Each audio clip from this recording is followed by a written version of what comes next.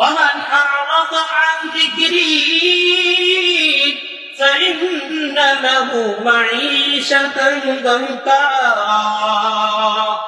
ونحشره يوم القيامة أعمى আল্লাহ পাক সূরা তাহা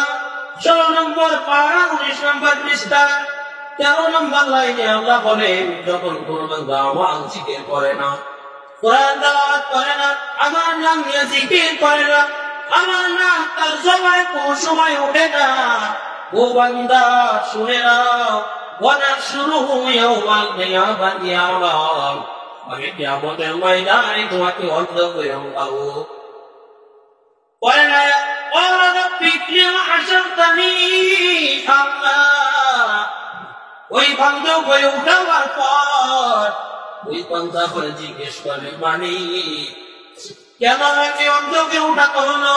قال رب لم حشرتني أعمى وقد كنت بصيرا, দুনিয়াতে আমি সব কিছু দেখতাম, দুনিয়া আমার চক্ষুওয়ালা ছিলাম, আজকে আমাকে কেন অন্ধ করে উঠানো হলো? অর্থাৎ 1 নম্বর আয়াতের পরের আয়াত সর্বশেষ আয়াতের পৃষ্ঠায় ওই আয়াতে বলে, قال كذلك أتتك آياتنا فنسيتها, ও বান্দা যখন কোন জায়গায় আমার কথা আলোচনা হয়েছে, কোরআনের কথা আলোচনা করা হয়েছে, কোরআন তেলাওয়াতকে তুমি দূরে ঠেলে দিয়ে,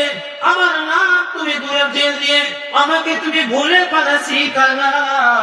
আমাকে ভুলে তুমি দুনিয়াতে চলেছো, ও বান্দা ওয়াকাযালিকাল ইয়াওমা তুনসা, আজকে আমি আমার বান্দাগুলোকে ভুলে গেছি। ওই বান্দা যদিও দুনিয়াতে চক্ষুওয়ালা ছিল,